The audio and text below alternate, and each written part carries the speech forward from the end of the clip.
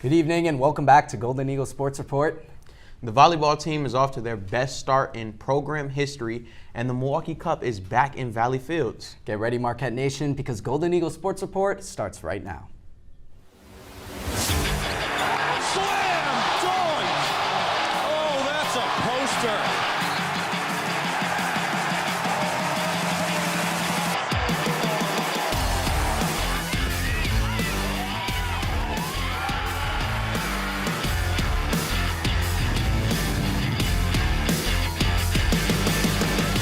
From the Jeannie Hayes Virtual Studio at Marquette University, this is Golden Eagle Sports Report.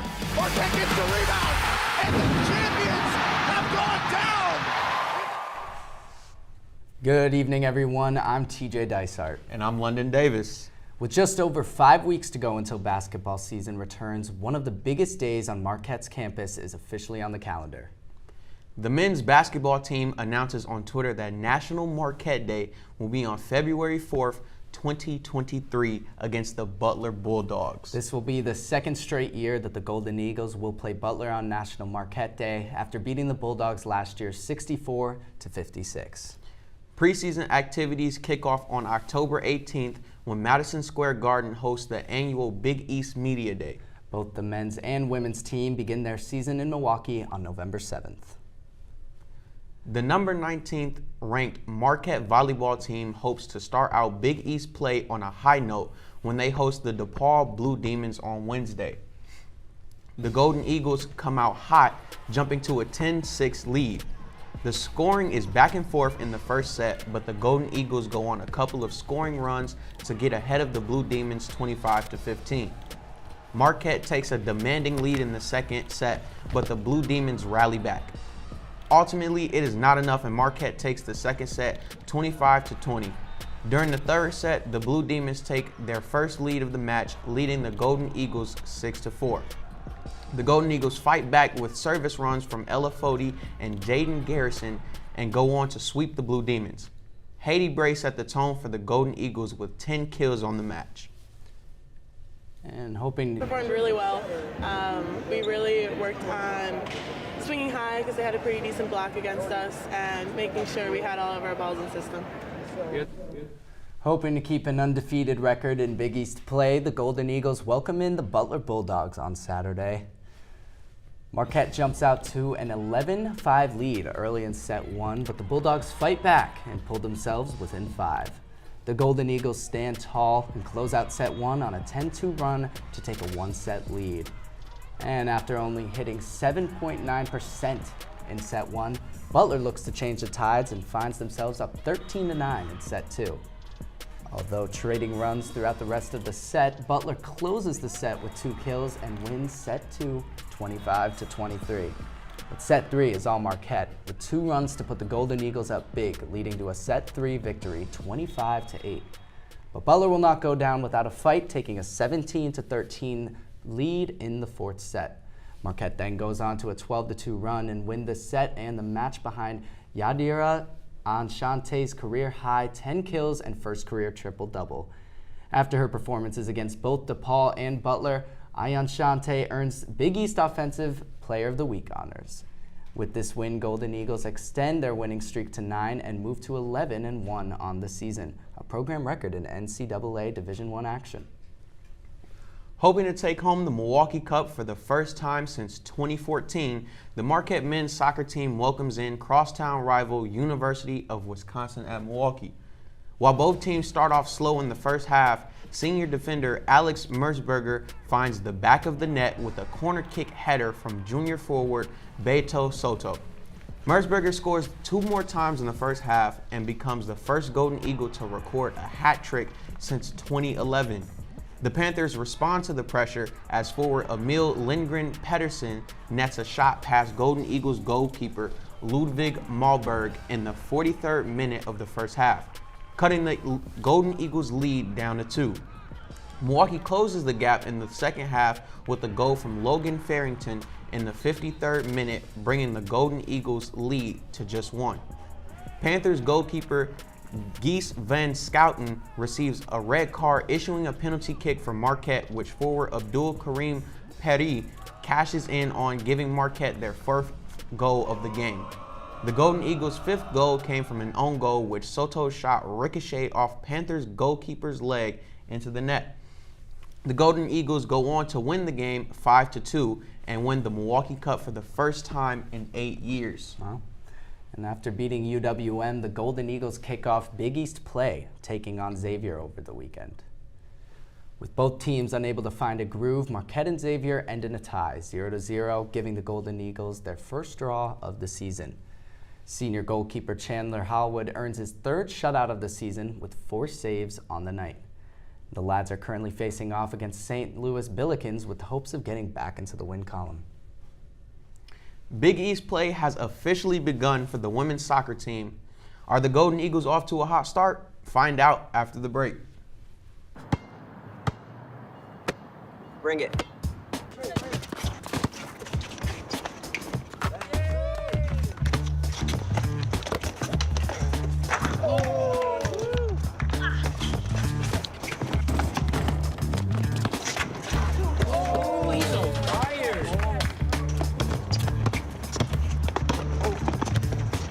Time out, guys. I'm late to dinner. My mom's gonna kill me. Catch you guys later. Mom wants us home. Okay. Bye, guys. You guys need a ride? Sure. Yeah. All right. How about some one-on-one? I gotta go eat, man. Sorry, I'll see you later.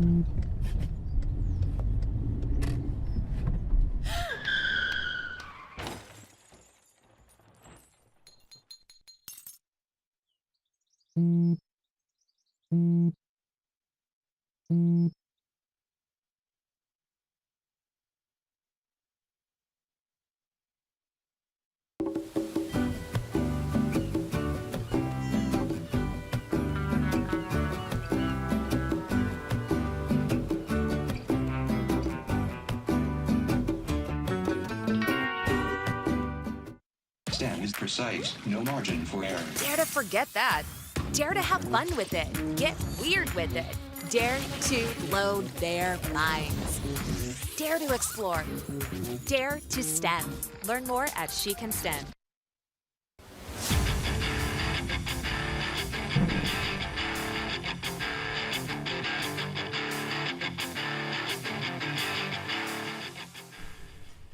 And welcome back to Golden Eagle Sports Report. Once again, I'm TJ Dysart. And I'm London Davis.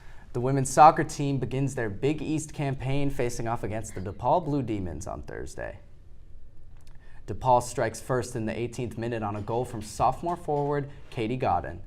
And 11 minutes later, Marquette evens up the score after sophomore midfielder Mia Hurlton scores her first collegiate goal. Marquette returns to the field on a hot streak, scoring 2 goals only 7 minutes apart. But senior midfielder Isabella Cook nets her second goal of the season in the 56th minute to give Marquette a 1-goal lead. And in the 63rd minute, sophomore midfielder Julia O'Neill finds the back of the net, pushing the Golden Eagles' lead to 2. After drawing a penalty in the 81st minute, Kristen Booz scores the penalty shot and DePaul finds themselves within 1. But Marquette stands tall in the remaining 14 minutes to win their first Big East match 3-2. Women's soccer hopes to remain perfect in Big East play, wrapping up their 2-game road trip against Butler. Butler opens up scoring in the 6th minute with Talia Sommer gets one past Marquette goalkeeper Chloe Olsen. Marquette's offense begins to click late in the second half with junior midfielder Elsie Twombly scoring the first goal for Marquette in the 28th minute. The Golden Eagles take the lead at the end of the first half after sophomore defender Caroline Klein scores her first collegiate goal in the 41st minute. Only 22 seconds left into the second half, senior midfielder Elizabeth Beckers adds on to the Golden Eagles lead with her second goal of the season. Marquette scores their 4th unanswered goal in the 53rd minute and go on to win the match 4-1. This win snaps the Golden Eagles' 6-game losing streak to Butler and gives them their best start in the Big East since 2014. Now we'd like to welcome in Women's Beat soccer reporter John Leuzzi to break down the start of Big East play for the Golden Eagles. John, great to have you on the show. It's great to be here, TJ. Absolutely. So the women's soccer team is off to a hot start this season now. Are they starting to change the narrative in the team? I absolutely do, and I think this team, you mentioned they're out to their best start since 2014 in Big East play, but across my 4 years here at Marquette covering this team seems to have all the right ingredients when putting together a winning culture, and that has been a culture in the last 2 years or so being built by head coach Frank Pelez, and he brings depth to his team this year through the transfer portal and also with the newcomers. 9 newcomers to this team, and it just seems like this team, TJ, is playing with almost like a chip on their shoulder, but they don't care about what's being said across out and the outside. They're just focused on their end goal, and that is obviously breaking the first time to go into the Big East postseason since 2017. Absolutely, and got to credit culture too. Yep. Multiple sports on Marquette's campus. But in her 2nd season now, Kate Gibson already has 3 goals in 10 games and has just won Big East Offensive Player of the Week. How has she been able to add to the team's success? I mean, Kate Gibson had a big season last year in her first year for the Golden Eagles, and she's just able to continue that now. She comes off the bench now for Marquette, has a couple starts, but she just has the athleticism and just has a great eye for the ball. And a lot of the Marquette goals from Gibson this year have come off the header, off the cross kicks. So that obviously takes a lot of just IQ, being able to track that down and work on that in practice. But for Gibson, she's going to be a big part of Marquette's future, and especially a big part of the Golden Eagles want to snap that postseason streak this year. Absolutely, and you certainly love to see a young player like that start to come out of the field and rise above. But you recently wrote a story on senior Josie Kelderman and her return to the field after suffering an ACL injury last season. So what does her return mean for the team going forward? I mean, for Kelderman, you have to look back all the way to her first year back in 2019. She started 16 out of the 18 games for Marquette. That was a young Marquette team. She was expected to have a bigger role these last 2 seasons. Obviously, last year, she was out because of her injury. So you add a veteran presence to this Marquette defense and midfield, and that's really important. Kelderman is able to use that versatility, able to play both positions, because that's something that Pelaz likes to use in his team. So able to add to that depth, and this depth, like we said earlier, is just really deep. Yeah, absolutely. And, you know, the Golden Eagles have not been in the postseason since 2017. So with the way this season is going, do you think they can snap their 5-year postseason skid? Absolutely. I mean, I wrote a column just a couple weeks ago for the Marquette Tribune saying there's belief that this program is in the right direction, and that this could be the last year of their rebuild. And you kind of have to look at all the ingredients. They're able to score a lot. They're able to get early scoring, play really good defense, but you're adding experience, and that's what this team needed. So they went to the transfer portal. They got 3 key members in there: Isabella Cook, Elizabeth Beckers, and also Katie Coker, who used to play for Marquette back in the day. So you're able to bring that to what has been a really good core for Marquette, and it's just able to bring an extra level of excitement to this university. This program has not seen its greatest strength since 2015, when they were able to be big competitors inside the Big East Conference. Certainly lots to look forward to with women's soccer. But from your time coming here as a first-year student and now, what do you think? I know you went over a few of the changes, but what do you think internally as the team inside the locker room? What do you think is going on in there that, you know, maybe people don't necessarily have a view on? What do you think is going on in there that's adding to their success? I mean, I think they're just buying into this philosophy and culture that Pelaz and his coaching staff has been able to instill in these last 3 years. And I say it a lot when I come on GESR. It's homeowners, not home renters. And you're kind of buying into the bigger picture and what he's trying to build here within his program. He knows what Marquette women's soccer was, because he was an assistant coach for 19 years before he went to Loyola Chicago. So he's trying to bring back the DNA and the identity of this women's soccer program in the Big East. And with Big East play coming around, they got Creighton on Thursday and then UConn. 2 big games at home for Marquette. So you're able to get those 2. You're putting yourself in a good spot when you have to play against some of the better teams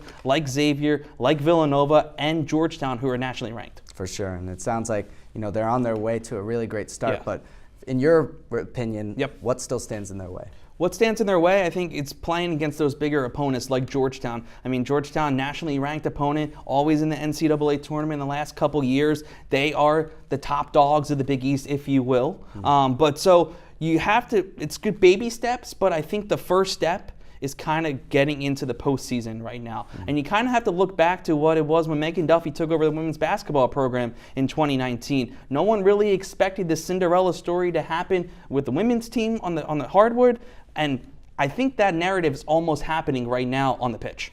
Wonderful. Well, thank you so much for your Yes. time, John. Coming up, the Celtics are losing their head coach for the season. Plus, someone else has replaced Odell Beckham Jr. for the greatest catch of all time. I don't know. But we dive in after the break.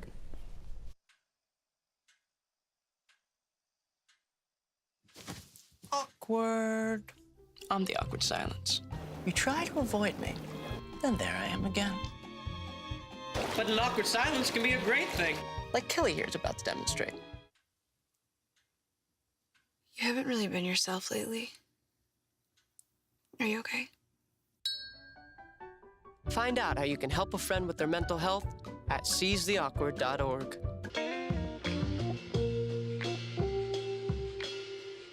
After you joined our family, it was like, I really do feel complete now.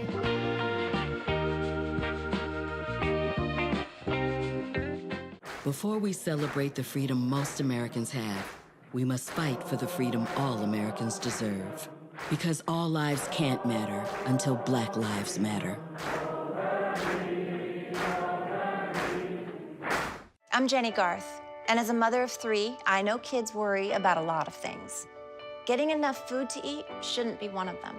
But here in America, that is a real worry for 1 in 5 children. This is unacceptable, and something Feeding America is working to solve. Through a nationwide network of food banks, Feeding America serves virtually every community in the United States, including yours. See how you can help your community. Visit feedingamerica.org. Together, we can solve hunger. Together, we're Feeding America. Roll over. When you adopt a shelter pet, you discover all the things that make them unique. And your mother. They're a little bit of a lot of things, but they're all pure love. Every day, Millions of people are connecting. Father, cosplayer, mentor, actor. It's time we take a step forward, come together, and discover how accepting our differences can make us stronger.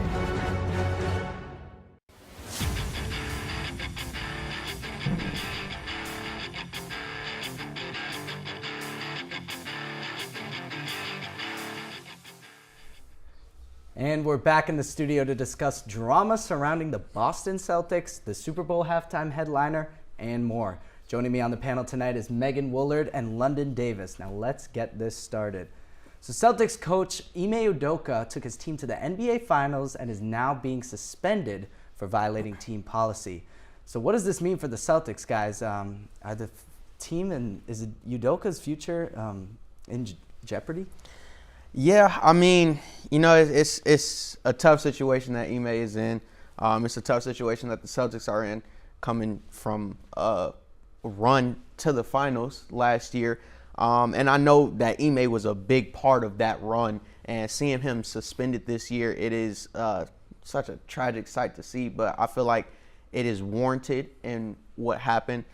Part of me doesn't necessarily understand a lot of the backlash, because it was consensual, as reports say, but you know, there were rules broken in that, and you know, he got the punishment that he deserves, but it is going to be tough for the Celtics moving forward. For sure. I mean, though the reports say it was a consensual relationship, we don't know a lot about it, but obviously being the head coach, he's like a power figure, so there's obviously some issues there. So like TJ, you know, like commend the Celtics, you know, for offering the suspension. Whether he's going to coach ever again in the NBA, I feel like it kind of depends on, you know, what happens with the rest of this, because we really have the bare bones of information. We really don't know that much of what happened. Sure.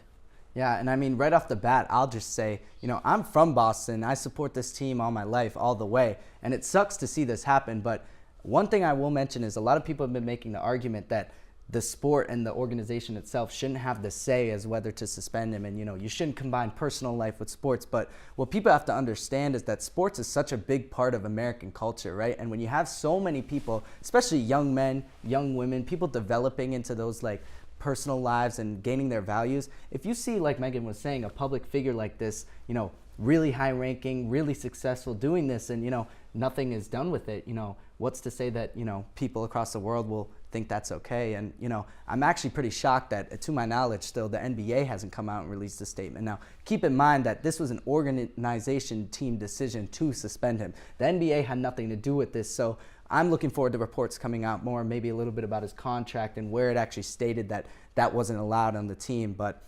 definitely a loss for the Celtics indefinitely, and I just hope he learns his lesson, and we'll see if he comes back, but I don't know. But in football news, Dallas Cowboys quarterback Cooper Rush led the team to their second straight win after replacing the injured Dak Prescott. Although Jerry Jones says he will stick with Dak when healthy, if Rush keeps performing at a high level, do you let him play?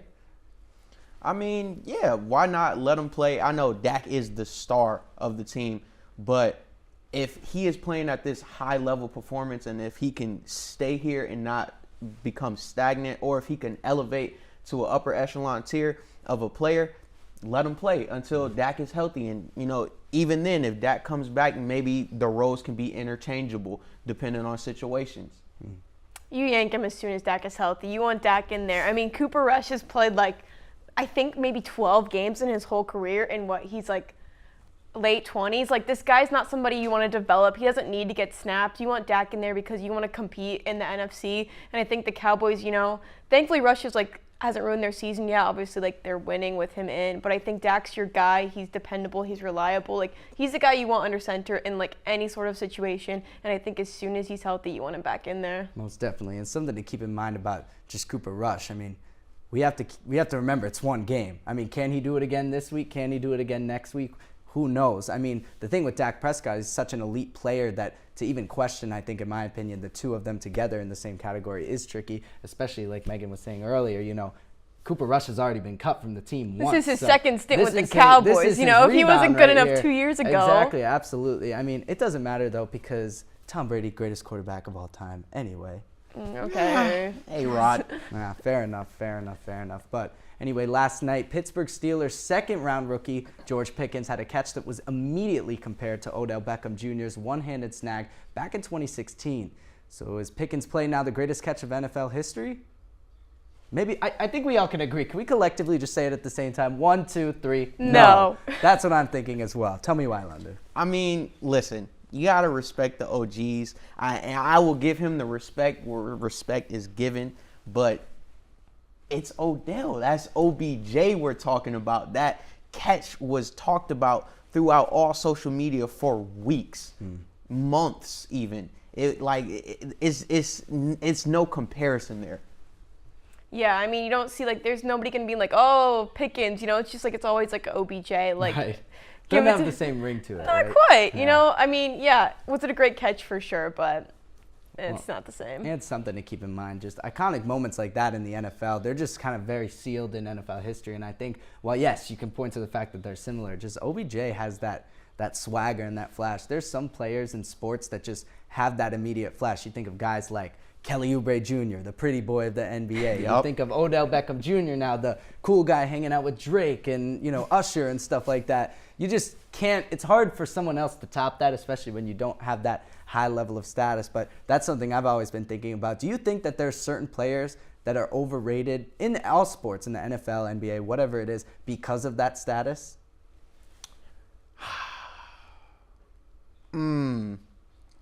Yeah, there are a lot. Kelly Oubre is one to me, Most definitely. Man's absolute trash. But he's very handsome. Wouldn't you agree? Yeah. I think so, Yeah. right? Very handsome man, for sure. I mean, of course. But that's just something I've always thought about in sports is there's so much you got guys doing sponsorships, doing movies on the side. I mean, that certainly adds to their success. So it's always something, if I was an athlete, I know I would never make it as an athlete, but I would certainly try to become friends with cool people and just be swaggy and buy all the jewelry and stuff like that. Definitely an interesting tactic. But anyway, in other news, it was confirmed on Sunday night the 9-time Grammy Award winner Rihanna will be performing during the Super Bowl halftime show. Is this going to be the best one we've had yet, guys? What do we think? Probably not. I mean, like we said, Rihanna hasn't released any new music in like years, so I'm hoping that this could maybe lead to like an album announcement. Maybe she'll like surprise us with some new songs during the halftime show.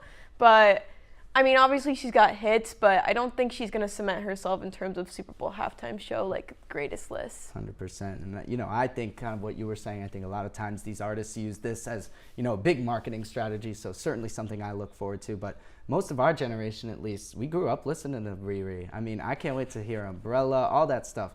I think it's gonna be great, but I don't think it's going to be amazing, but still obviously a great show to watch and great visuals and stuff like that.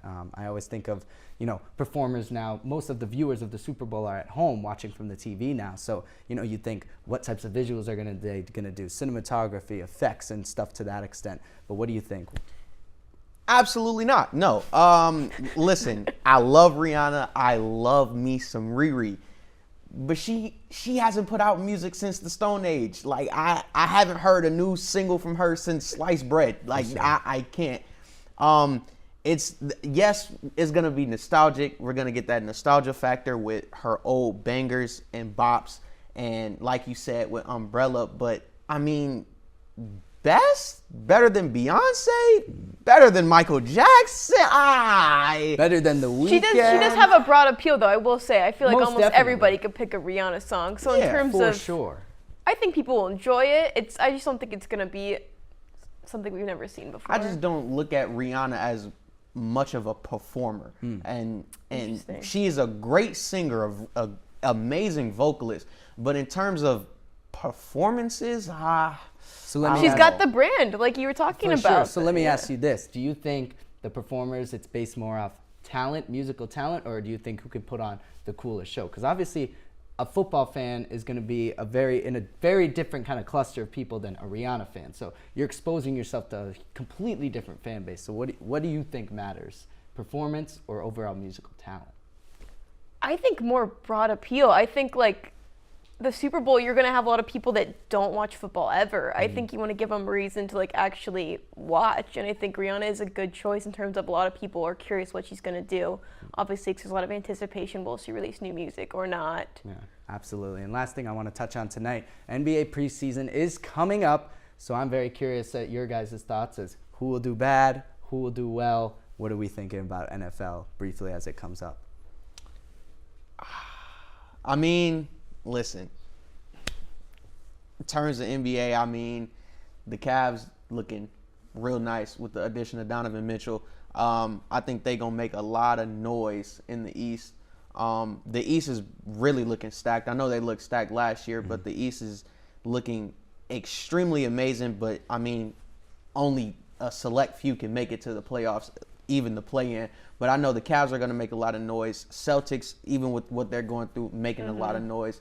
The Bucks, per usual, making a whole bunch of noise. But my team, Clippers, listen. The most noise? The most noise. All Winning right. the chip, We'll calling see. it. What about your Trailblazers? Do you think it's Dame's last year? I mean, I'm a diehard Blazers fan, so I'm always going to root for them. Do I think I think they'll make the playoffs. I think the Blazers will make the playoffs. I don't think we're going to see a big run out of them. Yeah, okay. But I hate to say it, but you know what? I would love for them to surprise me. That's what I'm hoping for. I'm really looking forward to watching the Hawks play. I don't know about you guys. The addition of DeJounte Murray, I think with that kind of squad that they've got is going to be really interesting. But all that and more, we'll see in a few weeks. Maybe we'll be back here talking about that. But thanks for a great discussion. We are all out of time, but be sure to tune in next week for all our coverage of Marquette sports and more. I'm TJ Dysart. Good night, Marquette.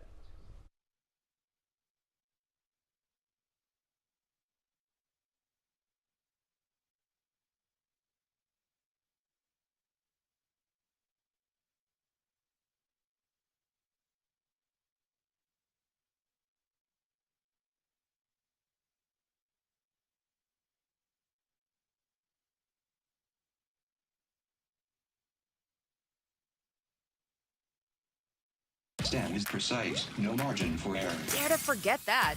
Dare to have fun with it. Get weird with it. Dare to load their mind.